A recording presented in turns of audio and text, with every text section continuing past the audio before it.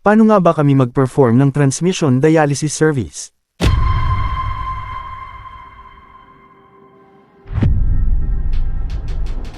Dahil nga partners kami with BG Products, kahit nga sa transmission dialysis service namin ay may ginagamit din kami ditong BG Products.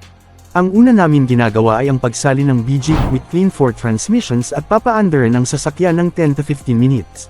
Itong BG Quick Clean for Transmissions ay nakadesign para mabilisang maalis ang mga accumulated deposits sa valve body at mga iba pang automatic transmissions kagaya ng CVT at DCT.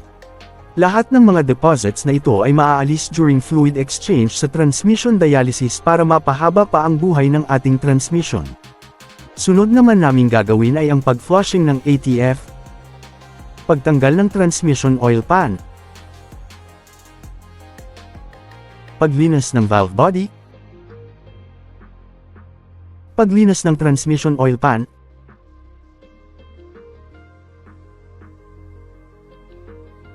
at pagpalit ng strainer.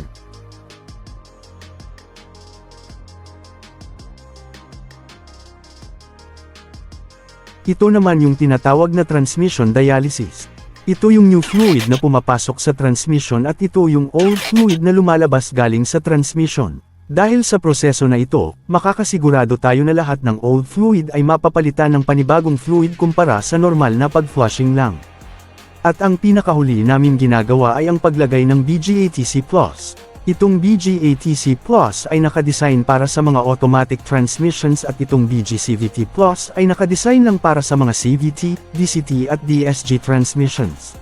Itong mga conditioner na ito ay nakakatulong para ma-prolong ang fluid life, prevent deposit formation, improve fluid stability, keep seal soft and pliable, provide anti-wear characteristics, and help prevent shifting problems.